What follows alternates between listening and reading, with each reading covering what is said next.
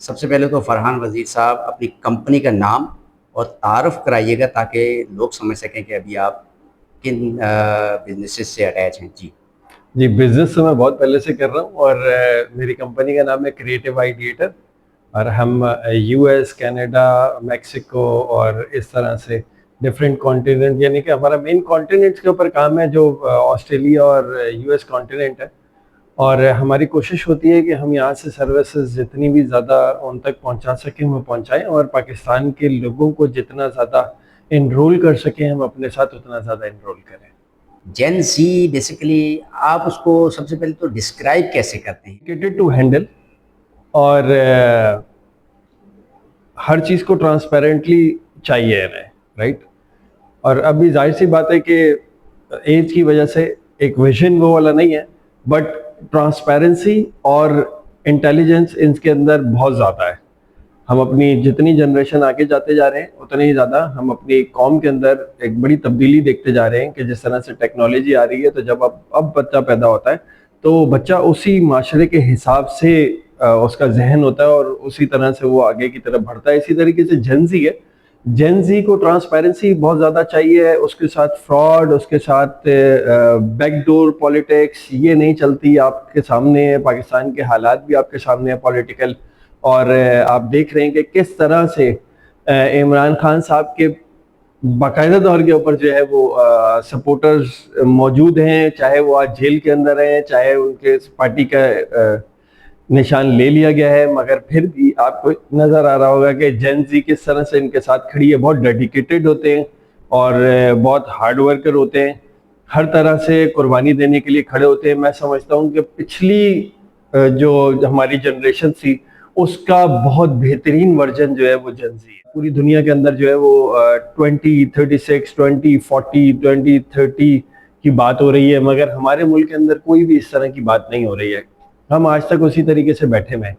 तो अब अगर बिजनेस के पॉइंट ऑफ व्यू से लें तो ये विजन है। अगर आप पॉलिटिकल पॉइंट ऑफ व्यू से लें तो पॉलिटिकल हालात तो कुछ इस तरीके से हैं कि कहीं पे भी स्टेबिलिटी तो है ही नहीं, कहीं पे भी नजर ही नहीं आ रही दूर दूर तक। कराची में एक बड़ी डिफरेंट किस्म की पॉलिटिक्स आ गई है। अब वो पॉलिटिक्स क्या है कि कराची के मेयर साहब पहले मैं आपसे माजरत कर रहा हूँ, कराची के मेयर साहब जो है वो एक्चुअली बिलावल हाउस के एक मुलाजिम है, ठीक है। उन मुलाजिम को लाके बिठा के मेयर की सीट पे बिठा दिया कि वो इलेक्टेड नहीं है, ये बात तो हम सबको पता ही है। अभी वो ठीक है इलेक्शन में आ जाएंगे तो जाहिर सी बात है नॉन फेस हो गया, वो इलेक्शन में आके अगर कहीं से बोलते हैं कि मैं सीट निकाल भी ली, तो उसके पीछे बहुत बड़ा बैकग्राउंड के कराची के एडमिनिस्ट्रेटर भी वही रहे और साथ में कराची के मेयर भी वो रहे। तो अब इतनी तो बंदे की फेस वैल्यू बन ही जाती है जिस तरह से किसी भी इदारे के अंदर और रिटायर होने के बाद। आप खुद देख लें पुलिस में भी एक हजरात लीगल एडवाइजर भी रहे हैं, सीएम के बैरिस्टर हैं, तो वो जी जी जी जी जी नॉन प्रैक्टिसिंग अलाउंस 20 लाख रुपए पर मंथ भी वो माशाल्लाह। देखिए इस तरह मैंने बताया ना, क्योंकि ये मुलाजमत कर रहे हैं बिलावल हाउस की, असल में ये मुल्क की खिदमत नहीं कर रहे हैं, बिलावल हाउस की मुलाजमत कर रहे हैं। तभी तो इनको कराची के बारे में पता नहीं है, कराची के ट्रैफिक के लूट के बारे में नहीं पता। आपने देखा नहीं कि वो किसी अंडरपास के नाम के ऊपर किस तरह से इन्होंने जो है वो छोटी छोटी गलियां बनाई हैं, ऐसा लगता है जैसे वो वहां पे गधा गाड़ी चलेगी और पुराने दौर के यानी साइकिलें चलेंगी, एक ट्रैक के ऊपर जो है वो 4-4 साइकिलें चल सकती हैं, वो बिल्कुल इस तरीके से बना हुआ है। तो वो माशाल्लाह से हैं बड़े पढ़े लिखे इंसान, बहुत अच्छे इंसान हैं और हम चाहते हैं कि वो इलेक्ट होकर आते हैं तो हमें बहुत अच्छा लगता। मगर बहुत माजरत के साथ उन्होंने जिस तरह से कराची को बर्बाद किया है वो आप देख सकते हैं। यहाँ तक कि जौहर से मैं जब गुजर रहा था और जौहर के अंदर जो पहले इन्हीं के पीपल्स पार्टी का बनाया हुआ जो है वो अंडरपास है, वहां पर आप देखें पेवर्स लगे हुए, मेन रोड है पेवर लगे हुए, लोग उस अंडरपास में जाने की जगह पर लोग उसके साइड से गुजरते हैं और वो अंडरपास हमेशा से खाली रहा है। तो ये नहीं कि माशाल्लाह से बहुत समझदार आदमी है, क्योंकि अपनी नौकरी कर रहे हैं और वफादारी के साथ नौकरी कर रहे हैं। कराची वालों के साथ वफा करें या ना करें, अपनी नौकरी के साथ बिल्कुल वफादार है वो।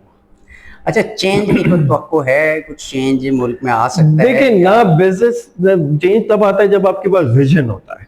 आपके पास कारोबार के लिए कोई विजन नहीं है, आपके पास पॉलिटिकली कोई विजन नहीं है, बस एक सिस्टम चल रहा है, वो सिस्टम चल रहा है। जेन जी क्या कर रही है, हम दोबारा से उसकी तरफ अगर आए तो जेन जी ये कर रही है कि उसके पास कोई मुल्की तौर के ऊपर या इज्तिमाई तौर के ऊपर विजन तो है नहीं, मौजूद नहीं है। तो वो अपने पास खुद ही उसका एक सेट हुआ हुआ विजन है और उसका टारगेट है कि यार मुझे पैसे कमाने हैं, क्योंकि जाहिर सी बात है इंटरनेट का दौर है और टेक्नोलॉजी का दौर है, तो माशाल्लाह से टैलेंट भी यहाँ पर मौजूद है। ऐसा नहीं है कि पाकिस्तान के अंदर टैलेंट नहीं है।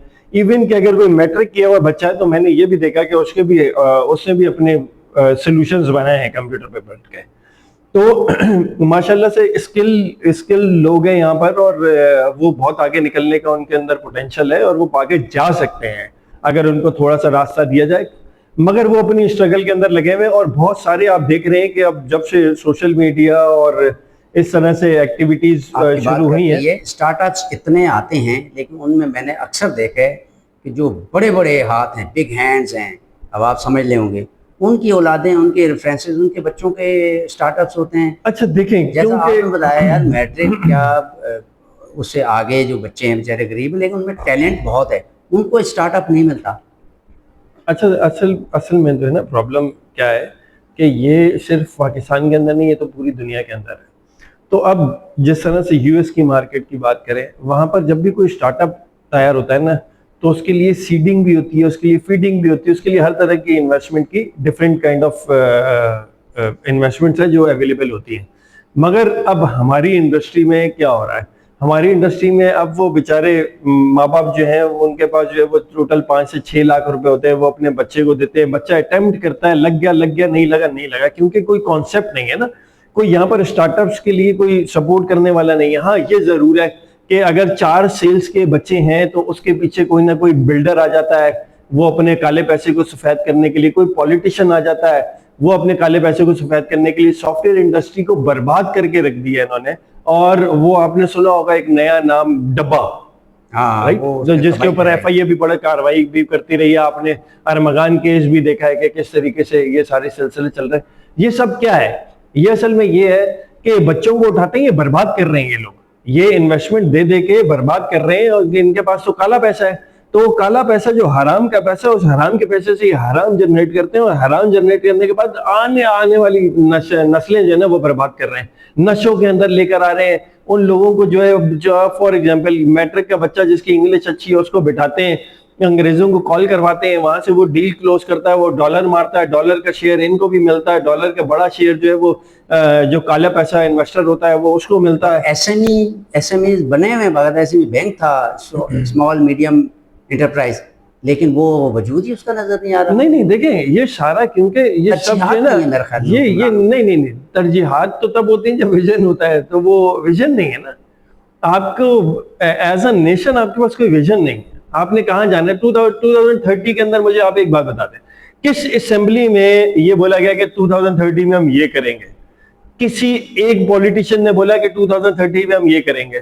तो चले ठीक है, एक नहीं, पीपल्स पार्टी तो कर रही है, तो 2030 तक उनका टारगेट है कि कराची को मंजो दड़ो इंशाल्लाह बना देंगे, और बड़ी तेजी से काम हो रहा है। आप तो वो तो माशाल्लाह से सालों से इस मेहनत के अंदर लगे हुए। अब तो उन्होंने बाकायदा सिक्योरिटी भी, पुलिस निजाम भी सारा लाके, अदालती निजाम भी उन्होंने सारा अपना यहाँ पे कराची के अंदर जो है वो भर दिया है। अब तो उनको कोई रोक नहीं सकता इस अचीवमेंट से कि उन्होंने मंजो दड़ो बनाना है। बिलीव करें, मुझे एक साहब मिले मंजो दड़ो के अभी हाल ही में, उन्होंने बोला है कि मोहसिन भाई मंजो दड़ो को आप जाके देखें, कराची से अच्छा है, कह रहे हैं, यकीन करें। बोले इन्ना लिल्लाहि व इन्ना इलैहि राजिऊन, उससे भी बदतर कर दिया। इन्ना लिल्लाहि व इन्ना इलैहि राजिऊन। जनाब बिल्कुल सही कह रहे हैं, ये बर्बाद कर दिया। इनके पास इंटरेस्ट नहीं है, इनके पास कोई सिंसेरिटी नहीं है, ये इनके पास कोई विजन नहीं है। आप ये बताइएगा सोल्यूशन है क्या, क्या करना चाहिए, बताइए। देखिए, सोल्यूशन तो ये है कि सोल्यूशन के लिए आपको बड़े स्टेप्स लेने पड़ेंगे, और जो हमारे बड़े हैं उनको इन चीज़ों के बारे में सोचना पड़ेगा। जो बड़े भाई हैं उनको ज़्यादा जिम्मेदारी उन्हीं की तरफ है, उन्हीं के ऊपर है। और मेरे ख्याल से अब जो है वो इस मुट्ठी को खोल देना चाहिए, इमरान खान साहब को भी बाहर लेकर आना चाहिए, सबको आज़ादी होनी चाहिए कि वो अपनी मर्जी से काम कर सके।